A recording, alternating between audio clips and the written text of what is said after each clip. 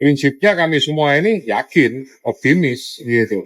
Bagaimana kita menghadapi permohonan ajudan gugatan daripada seorang tersangka mengajukan praper, kemudian kami pesimis. Enggak dong, kami semuanya optimis. Kami yakin, ya, kami sudah mempersiapkan segala sesuatunya. Kita punya tim, gitu. Ibarat kata ini pembuktian secara formil kita sudah siapkan, gitu.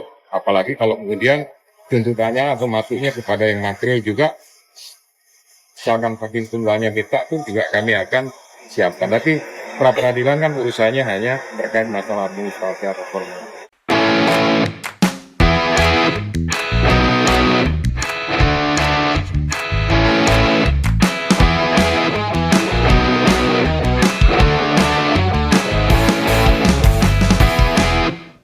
Oke guys, assalamualaikum warahmatullahi wabarakatuh. Kembali lagi bersama Blacker Majnang.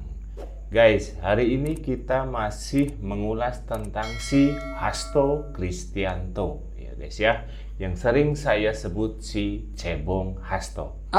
Kenapa saya terus mengusut ini? Karena kita sebagai rakyat kecil, rakyat Indonesia khususnya itu pengen tahu ketegasan KPK.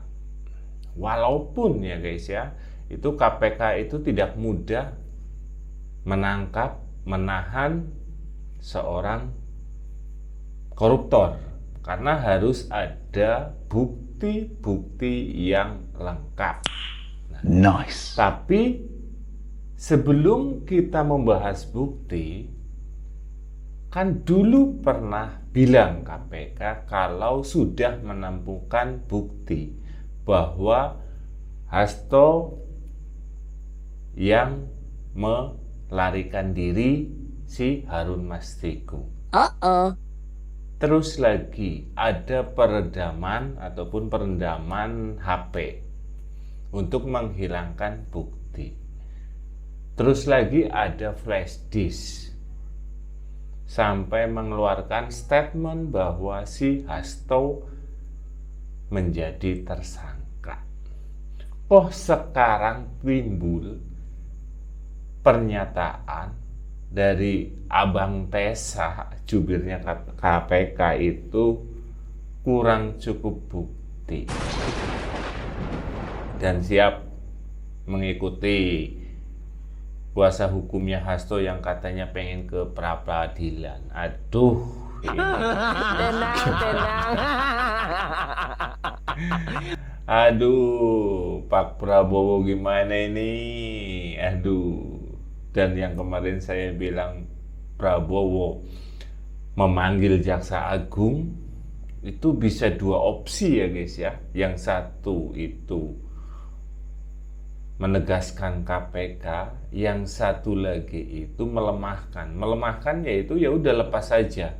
Dikarenakan sekarang banyak banget nih guys yang isu terkait Mak Banteng, Megawati Soekarno Putri menelpon Prabowo.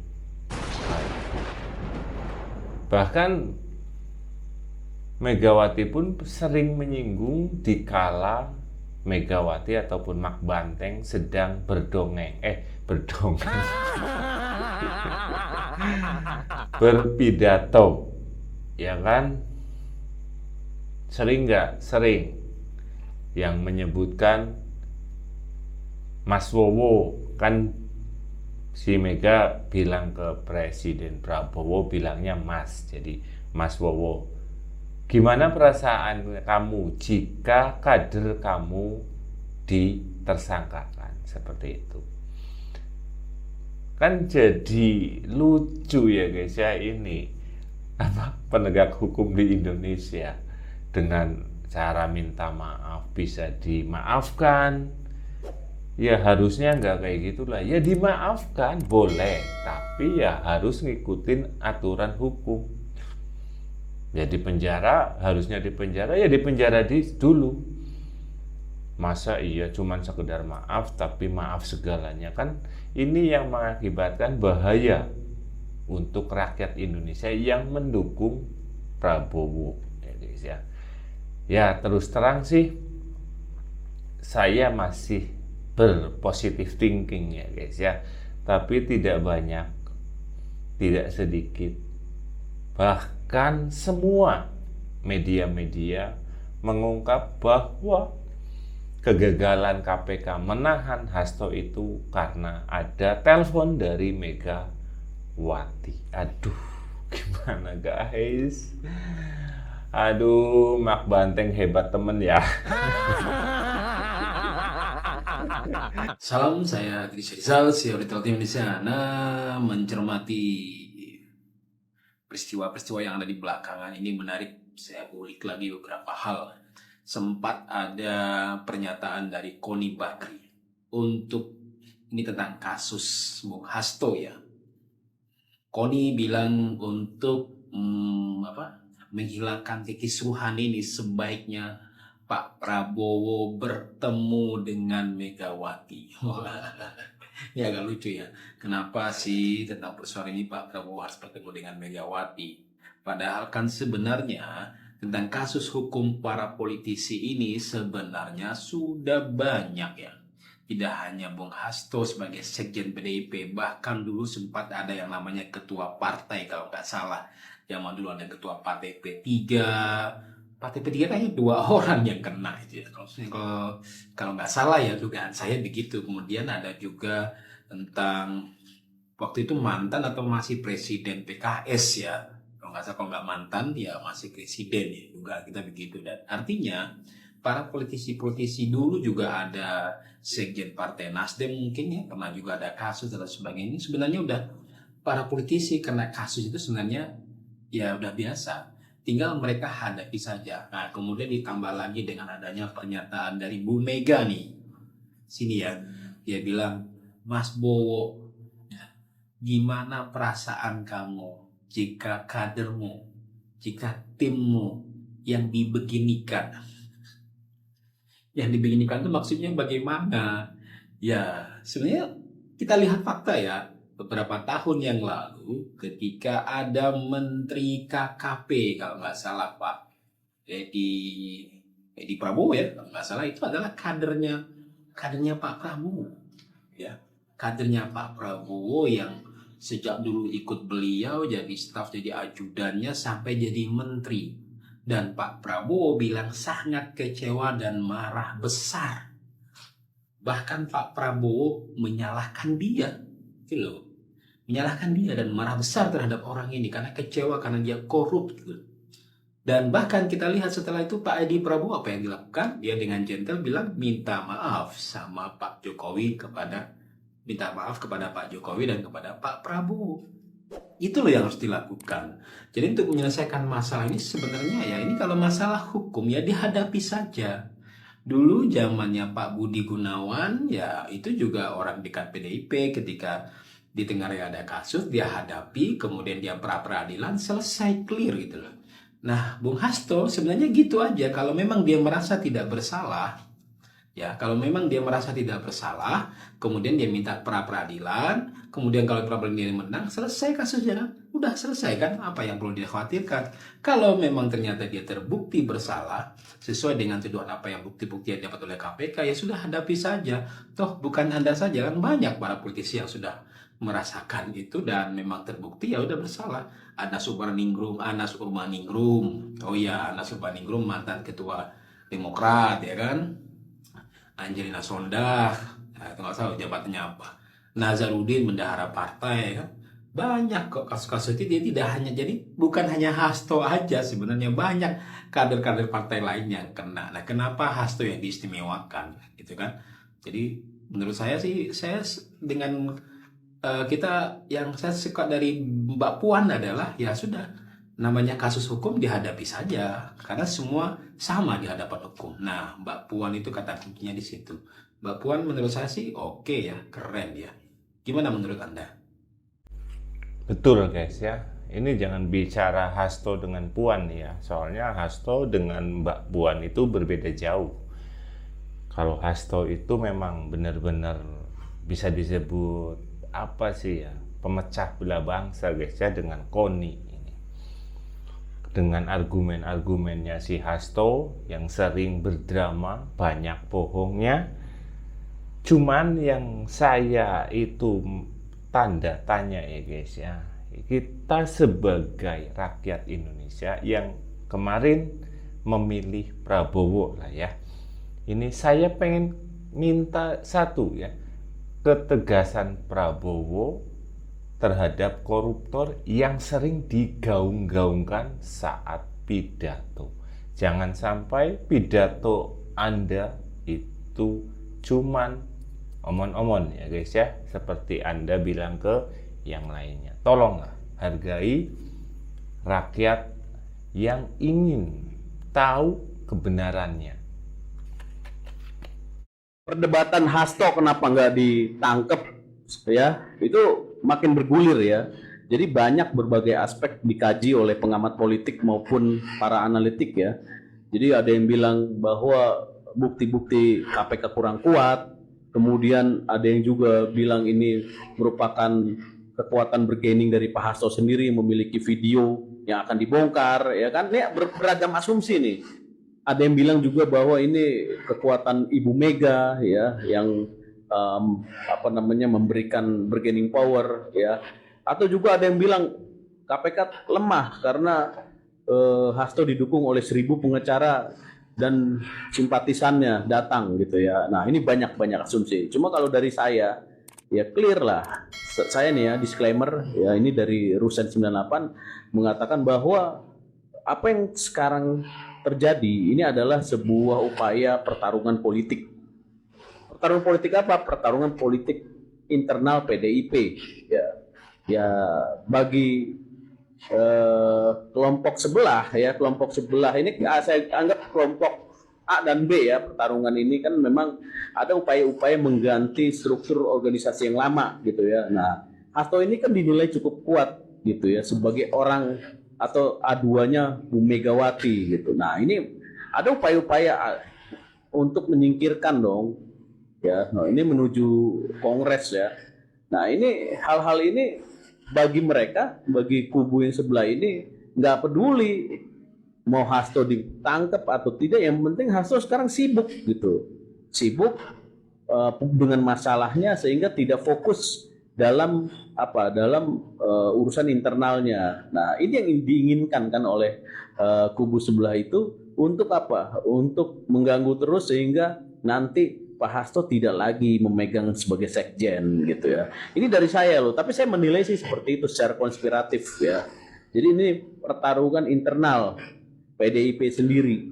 Jokowi sampai saat ini belum ada yang namanya bukti konkret bahwa Pak Jokowi lah yang bermain. Orang Pak Jokowi juga sekarang tidak punya kuasa, tidak punya akses ketika dia sudah menjadi masyarakat biasa. Betul, itu ya. Jangan ungkap Pak Jokowi lagi lah. Nah, dalam kasusnya Hasto itu karena apa? Kita tahu, kita lihat, kita melihat fakta. Ini bukan katanya yang sering digaung-gaungkan, yang sering diomongkan oleh pendukung Wabah dan Banteng, yang sering bilang katanya. Ini fakta ya, yang sudah terlihat. Pak Jokowi sudah menjadi rakyat biasa yang kelebihannya dia itu masih dicintai rakyat, yang menganggap orang-orang bawah itu melihat bahwa Pak Jokowi masih haus kekuasaan. Tapi ini jauh dari kata itu ya. Ini tentang Hasto.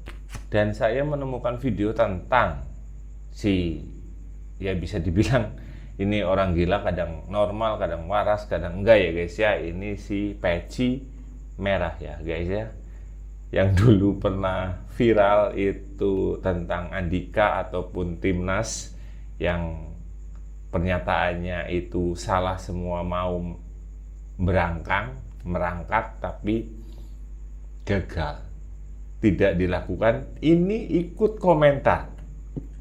Tahan KPK, kasus Hasto akan dihentikan, status tersangka dicabut. Salam Pancasila. Ujung dari kasus Hasto vs KPK ini adalah Hasto akan dicabut status tersangkanya oleh KPK, alias dibatalkan sebagai tersangka. Lalu tinggal dicari alasan yang tepat dan masuk akal yang bisa diterima masyarakat Indonesia. Yang terakhir, tinggal dicari pengalihan isu. Nah, ya. Jadi saya melihat hal ini dengan alasan dan argumen yang sangat kuat dengan IQ tinggi. Ya. Setelah Hasto mendatangi KPK pada panggilan kedua, yang mana pada panggilan pertama dia mangkir. Ya. Nah, Hasto hanya diperiksa selama 3 jam. Ya.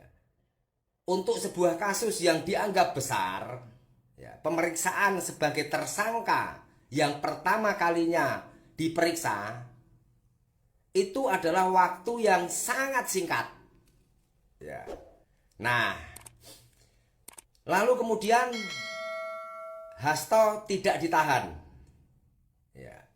Padahal sebetulnya KPK itu bisa menahan Hasto dengan 2 alasan yang memang dimiliki oleh KPK, yaitu yang pertama adalah khawatir melarikan diri dan khawatir menghilangkan barang bukti. Betul itu. Ini orang gila. Waras juga ya guys ya. Benar ya. Inilah kesalahan KPK yang sudah terjadi. Kesalahan KPK yang sudah terjadi kepada Hasto. Membebaskan Hasto. Tidak ditahan. Pertimbangannya apa sehingga KPK tidak menahan Hasto? Karena katanya KPK punya bukti ya bahwa Hasto memerintahkan Harun Masiku melarikan diri. Artinya Hasto juga bisa melarikan diri. Kan gitu ya. Lalu ada juga buktinya menurut KPK. Hasto menyuruh atau memerintahkan Harun Masiku menenggelamkan HP-nya ke air. Artinya menghilangkan barang bukti. Ya, berarti kan Hasto juga bisa menghilangkan barang bukti. Nah, jadi alasan untuk tidak ditahan itu sebetulnya tidak ada. Ini hanya karena lah ya. Nah, kenapa hal ini bisa terjadi? Dasarnya adalah yang pertama, yang utama adalah Megawati sudah menghubungi Prabowo dan memerintahkan agar kasus ini dihentikan. Ya. Karena ketua KPK itu adalah pilihan presiden, rekomendasi dari presiden, dan KPK itu ada di bawah presiden. Ya. Jadi Megawati bicara kepada Presiden Prabowo sebagai ketua umum vs ketua umum. Ya.